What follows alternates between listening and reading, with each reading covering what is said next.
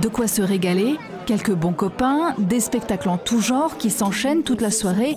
Voici la recette du Tambouille Festival qui, pour sa 18e édition, a fait mijoter encore une fois cet art de vivre mêlant culture et terroir en faisant halte samedi soir dans la cour de l'école de l'Épange sur Vologne. Vive le Tambouille! On a vu ça au bord de la route, du coup on s'est dit qu'on allait venir, on n'est jamais venu. Cet après-midi, on a fait une chasse au trésor avec les enfants et après on est venu là tout simplement. On a beaucoup d'amis ici, alors on voit tellement de monde.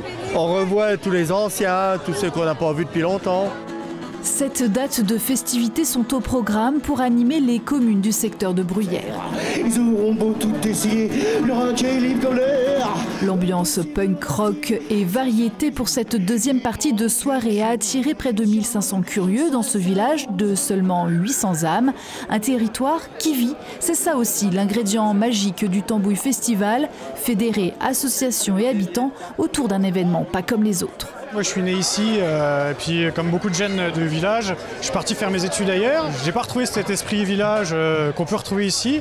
Donc en rentrant de ces études-là, ça m'a tenu à cœur de faire vivre le village. Chaque soir, une association différente met la main à la pâte sous l'égide de la Compagnie des Jolis Mômes qui veille à l'équilibre des saveurs et des finances. Le Tambouille Festival, c'est un vrai défi financier, évidemment, puisque c'est plus de 100 000 € pour financer tout le festival.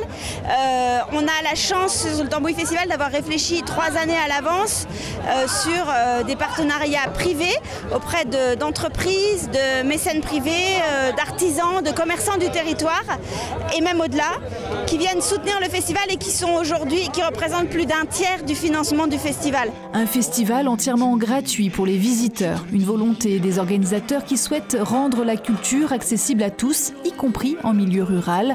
Pour la première fois, les communes de la Neuveville devant l'Épange et l'Aveline devant Bruyères accueillent des animations.